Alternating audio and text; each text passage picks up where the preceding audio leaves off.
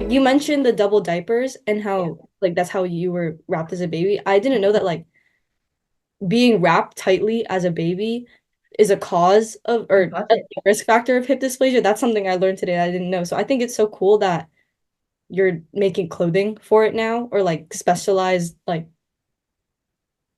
yeah. Yeah. Yeah. It is. It's really crazy given like I feel like swaddle culture is a thing, you know? Like it's just been a thing. You just wrap babies, snug them up and that's how they're used to being and I know that that's like a even a big thing with nurses. It's also like a means of like passing the football off to parents too. Like it's just wrap them up and they're this little burrito and it makes them easier to, less maybe a bit less scary for parents with newborn babies. But yeah, it is really crazy that that could be something that causes hip dysplasia and given how like prominent it is in culture. But yeah, for us, that's kind of why for us and with my experience with my kids, one of the things we really struggled with was sleep products. Mhm. And especially with my son because he was a bit older when he went into the Pavlik harness. Finding sleep sacks that fit him was really challenging. And so that was something with when we developed our business, that was something that was really important to me was being able to carry sleep sacks Mm. that accommodate hip dysplasia babies. And so we partnered with a wholesaler in Ontario, and we are now able to sell Love to Dream sleep sacks that are designed specifically for harnesses because it's like the diagnosis as a parent is hard enough, but not being able to sleep is quite another. So if you can get baby comfortable and parents comfortable, then that's a win for everyone. That Yeah. Yeah. can you explain like because I was looking at your website and a lot of the products you have, like the legs is how does it is because I'm not familiar because I was diagnosed when I was Yeah. Later. yeah, so I'm not familiar with what hip dysplasia looks like in babies. Is it like Yeah. hips literally? So it depends on like our clothes are designed for babies going through treatment, which can look a little bit different depending on mostly the age of baby. So my kids, when they were diagnosed, my daughter was 2 weeks old when she got her official diagnosis, and my son was 6 weeks old. And so they both went into a Pavlik harness, which is this pretty bulky Velcro concoction that the straps go over their shoulders, and then there's a big strap at their chest. And then they've got other straps and kind of like a little boot that go to their feet.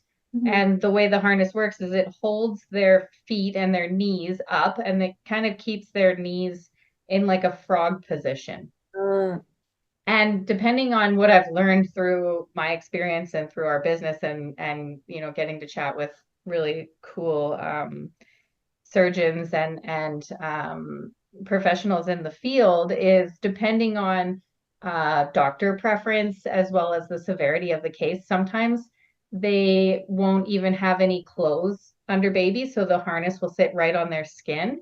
With my kids, I was really lucky that they were able to wear a onesie underneath their harness, but finding clothes that fit over that big bulky harness. I think my son, he was only 7 weeks old, and we were putting him in like 9 month clothing just to be able to fit around this big harness. And so the Pavlik harness is something that they're treated in when they're younger. I'm not an expert, but I think about 6 months is kind of the oldest that they do in that harness. And then they typically, if it's caught later on or the harness is unsuccessful, they'll put them into what's called like a rhino cruiser or an abduction brace, which is more of like a hard plastic brace that goes kind of around their butt and around their front, and it holds their legs out wide. So it's all about keeping that like wide legged yeah. position. And that's And because so hip like right here. exactly. Yeah, yeah. So it allows the time for the bone to properly develop like that. And so it makes clothing really challenging. And so, yeah, our products are designed with the wide leg, and we were really specific about the kind of our snaps as well.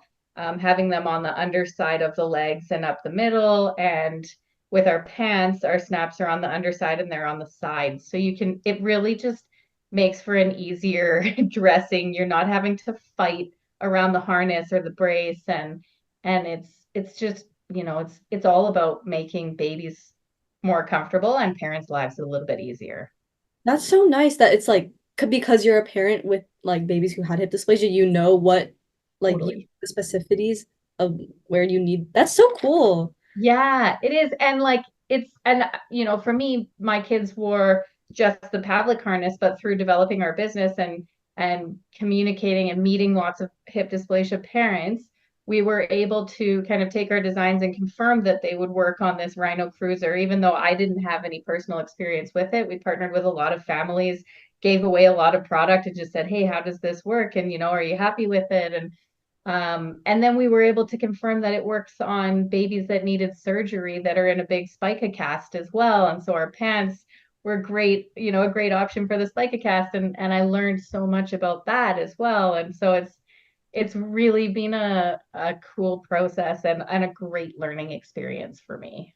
Congratulations. That's really Thank you. and Yeah. the attention to detail that goes into that too. Yeah, it's a lot, especially my background is construction. I had no idea what I was doing with apparel. I just, decided one day, like, we should do this. And I'm just too stubborn of a person to let it go. And I just, we've made mistakes and learned a lot and Googled a lot and talked to a lot of really smart people. And we've kind of been making our way, and it's been really successful, I think. We've had amazing feedback from families that prior to this had no clothing available within North America. So we're really proud to sort of fill that gap and be able to, support families that were like ours and what we went through. So Is hip dysplasia within babies common? More common than like teens, maybe you'd say?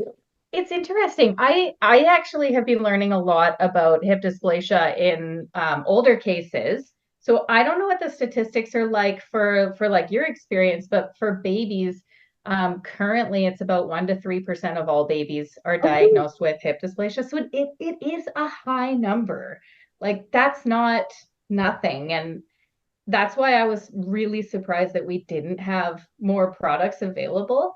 But one of the really interesting things I learned about through talking with our pediatric orthopedic surgeon that treated my son, who was incredible, and she studied out of Boston's Children, and she went to um, the hospital in Ottawa, and I said, places like Australia and the UK, they have these products. Like, why don't we have them here? And she kind of mentioned that, like their medical systems over there are kind of ahead of ours in that sense. Like it's been entrenched in their medical system to, test for hip dysplasia and screen for it. And it's much more kind of front of mind than it is here in North America. So it'll be really interesting, I think, over the next couple of years through, grassroots movements like Miles for Hips and, our business helping families to see if those statistics change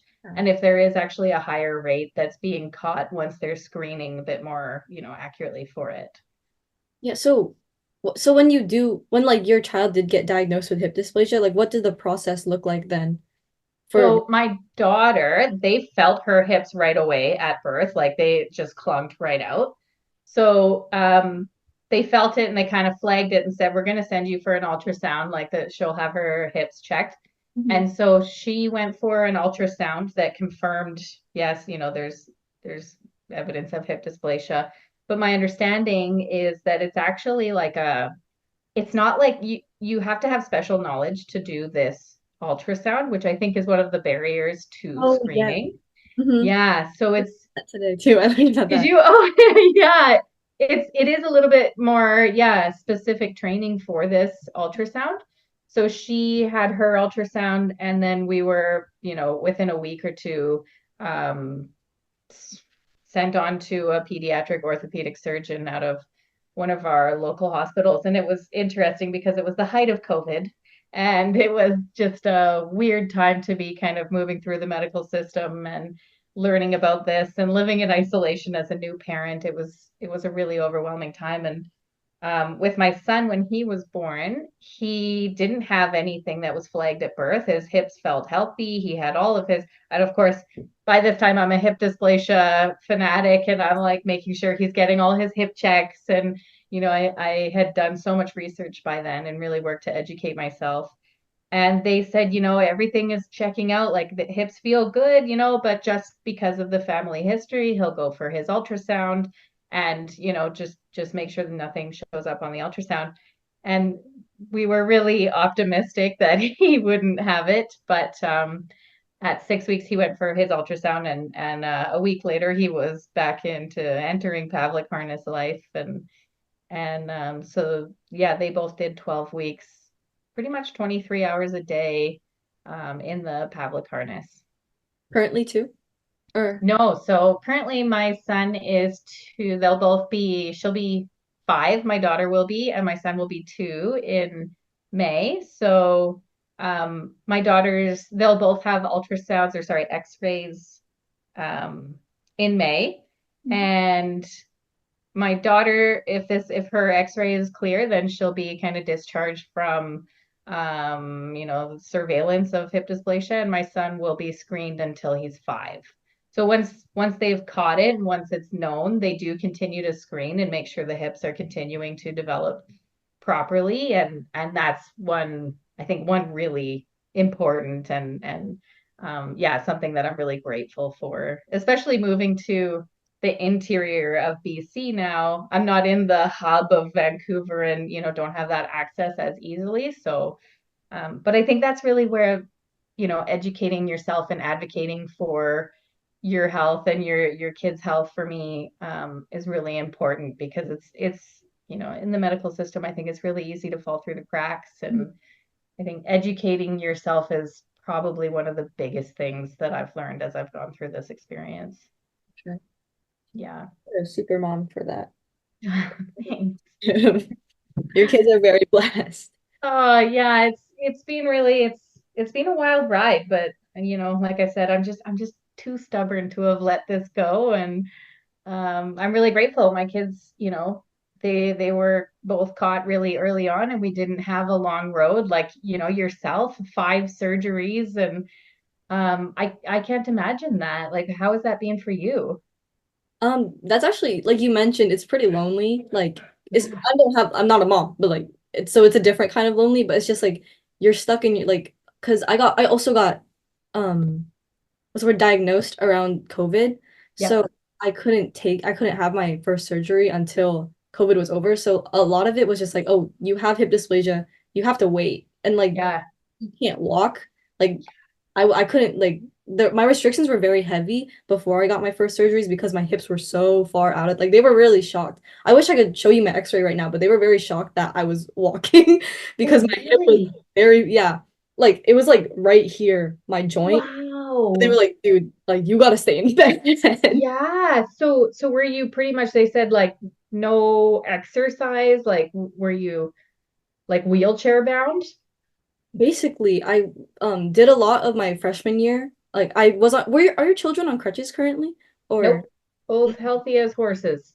yeah, so I had to do crutches for my first semester of high school, and then a lot like after my surgery I did a lot of homeschool because I couldn't walk and stuff. Right. And it was hard because I grew up very, very active. So that immediate shift to having to like I can't jump anymore. And it's jujitsu too. So I'm very used to throwing people around. Yes, I did it as a kid too. That's Really, awesome. Yep, I yep. miss it so much. But yeah, it was hard, which is why I've gotten into mental health a lot because that's something that I didn't see much when I Yeah. did my research myself. I just saw a lot of like I didn't know that it was as common as it is until I joined Miles for Hips. Hmm. And I'm hearing from you too, like 1 to 3% is a lot higher than I thought it Yeah. would be because I had no idea that this was something that existed until I was diagnosed. So So I did you have a family history? know. No. Wow. Yeah, that's why they don't know what happened. I think they believe, I mean, I never got screened as a kid. So Right. Yeah. Yeah, it could have just been living silently for a long time. And then because I did so many sports, like they were saying, maybe it's developmental. But if it's developmental, then that means that it started when I was a child and it never got screened. Right. That's why, like, hearing about the screening protocols and how lenient they are is very shocking. And you mentioned um how they have to have like a special doctor or a special person review the Mhm. screening, but it doesn't specify who what like special means. So I was hearing from DDH earlier during our meeting that like the special person could literally be anyone. Like they don't have to have experience with hip dysplasia. So it could pass by very easily, like a diagnosis, because there's no one with experience that actually looks at it, like possibly. Yeah, totally. It's I think here, like it's a lot of at the hospital when your baby's born, it's a pediatrician checking their hips. But I think um, even pediatricians, like Yeah. the awareness of hip dysplasia and like the watch things to watch for, sometimes like even pediatricians aren't as knowledgeable on that. And so unless you're a pediatric orthopedic surgeon, like that's what you're definitely looking for. And I think even, like I'm not in the medical field, so, I'm not an expert on this, but, I would imagine there's, smaller towns that aren't, they don't even have pediatric orthopedic surgeons and, they're, people checking babies when they're born might not even know to check their hips. Like it's really, yeah, it's quite shocking given the statistics, like that it's not more common knowledge. But I think that's where like Miles for Hips and, like I mentioned, Dr. Malpuri out of Vancouver, like they're really advocating to, develop this into the medical systems and hopefully screen, in younger babies and catch more cases younger when it's a lot easier to treat than getting to, grade 8 and you're having multiple surgeries or even later in life. I think I'm sure, this is something that you're aware of, like the hip replacement Mhm. cases. It's like I think there's a bunch of numbers that have been thrown around, but it's an outrageous amount of hip replacements later in life are a result of undiagnosed hip dysplasia. And, the impact of catching more of those cases earlier on, I think would have a really big impact on, medical systems in Canada and the US. Yeah. I what was I gonna say? What was I gonna say? The other thing I was gonna say was the way that I got diagnosed was, yeah, oh yeah, I love my pediatrician, like you mentioned, but I don't think I don't think she believed me the first time I said, "Oh, my hips are hurting."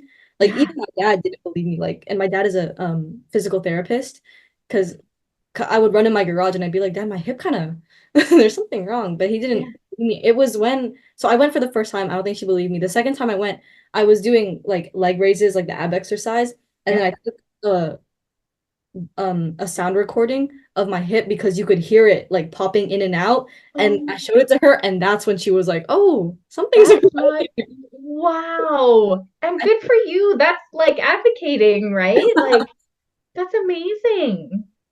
I yeah, that's Wow. shocking. Oh yeah, I'm not. Oh yeah, I was gonna say I'm gonna have to get a hip replacement You in will, yeah. because I'm 18 right now. They said 10 years, so around like 28, like early 30s, I need a hip replacement. So that's like, I don't know. I'm only like, this is new to me. I've never heard about the screening issue until I've been in the junior board. Mm, But like, that's something that could have been prevented so easily had they just checked. yep. But then again, like, I guess it wasn't as prevalent when I was a baby because it was developmental. But still, if it was developmental, it was there. Totally. Yeah. Yeah. I mean, maybe they could have caught it. And, I guess that's kind of what we're all working towards.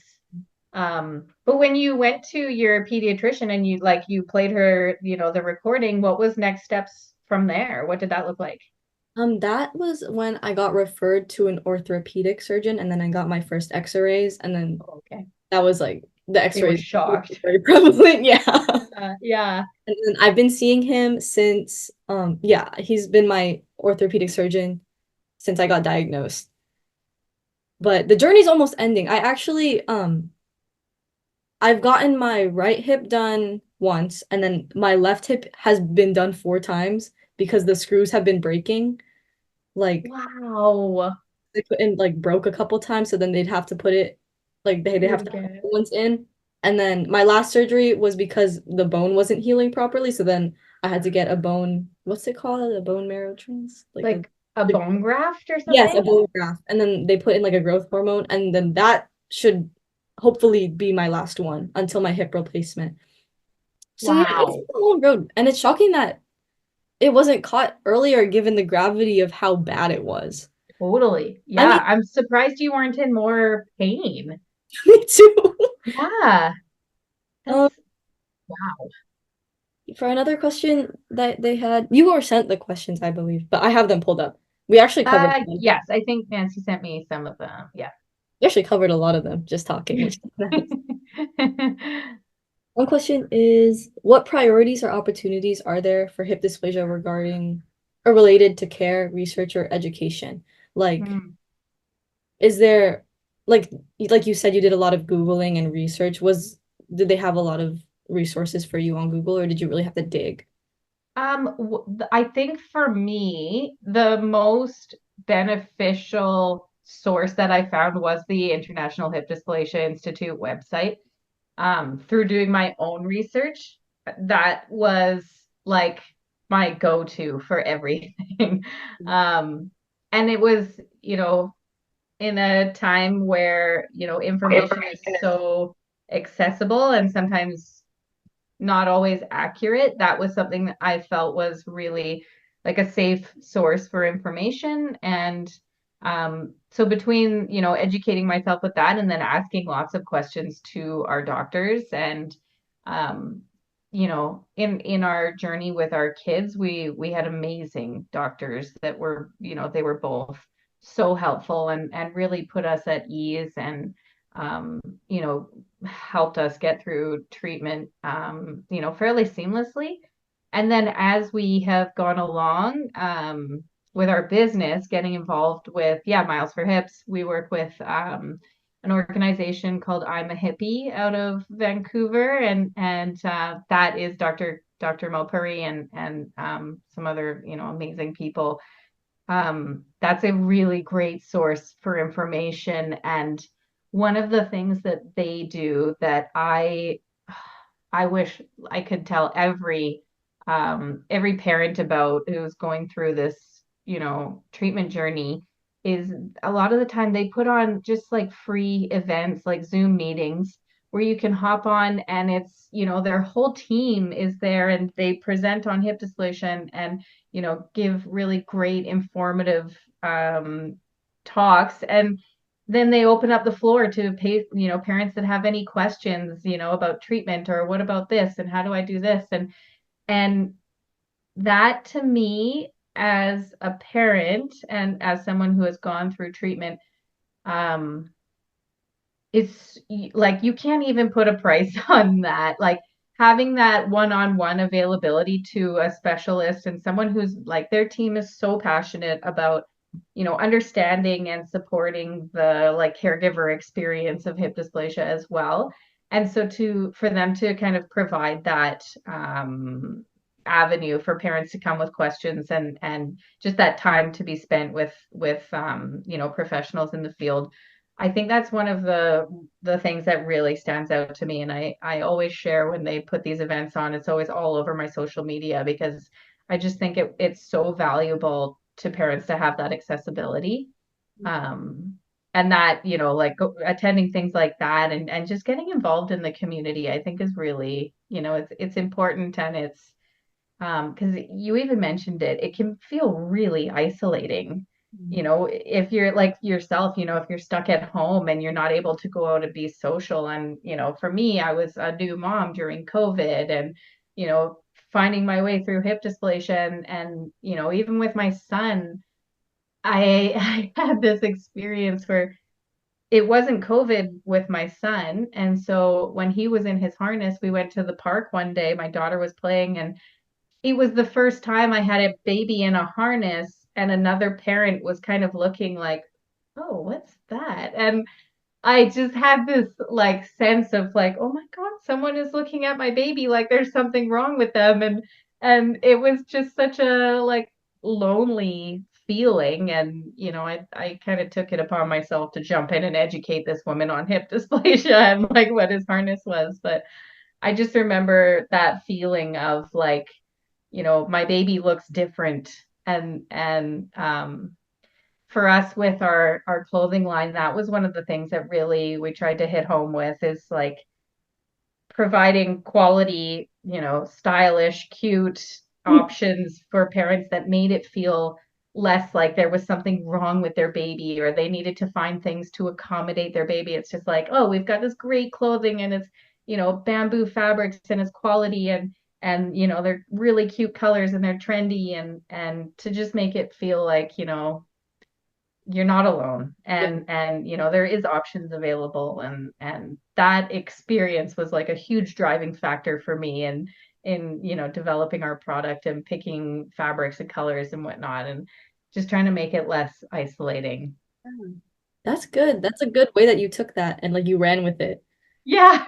Yeah, I think that's all you can do, like either you're going to go home and cry or it's just like, well, let's take this as a learning opportunity. I fully feel you. I had to explain my condition to so many like Oh, peers. I can't imagine. Yeah, because there's probably nothing physically. There's no cast or anything on Yeah. your foot or yeah, how was that for you? Um, a lot of people thought I was faking because Oh, yeah, oh, I gotta notice that we have 5 minutes. But if oh, we need more time, then we can probably I'll just start a new meeting. sure. Okay. But if it cuts off, then that's why, sorry. Okay. But yeah, I had to explain to a lot of my peers that like because I would go from two crutches and then once like my hip looked a little more healed, then I could go down to one crutch because of the weight bearing precautions. Right. But then I'm very stubborn, so sometimes like I would take off the crutch and I'd walk for a little bit, but then I'd be like, "Oh no, it hurts too much," and then I put it back on. So I think Right. that's why a lot of kids thought that I Mhm. was just bringing the crutches to school to look cool. Yeah. Well, and it does. Yes. I I duct tape them. I put like hot pink duct tape on them Good because for you. Yeah, accessorize. mhm, spicy. They weren't Yeah. bamboo silk, but it was something. Yeah. And then I would like especially because I've had it all throughout high school, people who'd Mhm. be like, "Oh, I recognize you because of the hot pink crushes from freshman year, but now that you're in my class senior year, I always thought that you were faking from freshman to senior year. What happened?" And I think Yeah. that's just interesting that like the my journey has been throughout my high school years. Yeah. Yeah. When your kids, do your kids know a lot about their like condition? Like if Mhm. do their peers ask them about it and can they explain?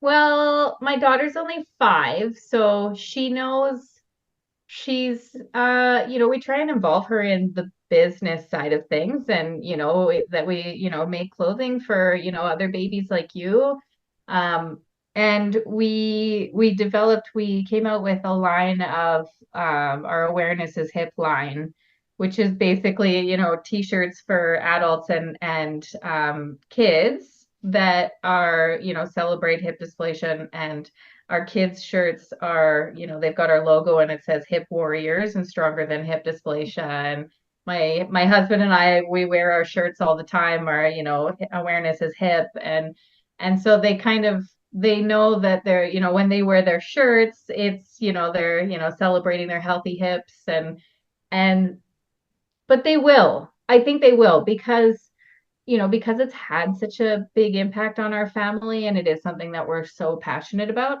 Like I would love it if my daughter is, teaching her friends about hip dysplasia and, telling parents to get their kids' hips checked. And I think I think the world needs a little bit of that. And, young people like yourself getting involved in, organizations and, junior board that I think that's incredible. Like good on you for getting involved and in such a meaningful organization. I think now that this ball has gotten rolling in, this generation and, in the last however many years of doctors, doing their great work, I mean, the hope is that, my kids kids and your kids that, down the road, everybody knows about hip dysplasia. And it's like one of those things that you're, more aware of and they can catch earlier. And Mhm. yeah, so I think, I have hope for the future.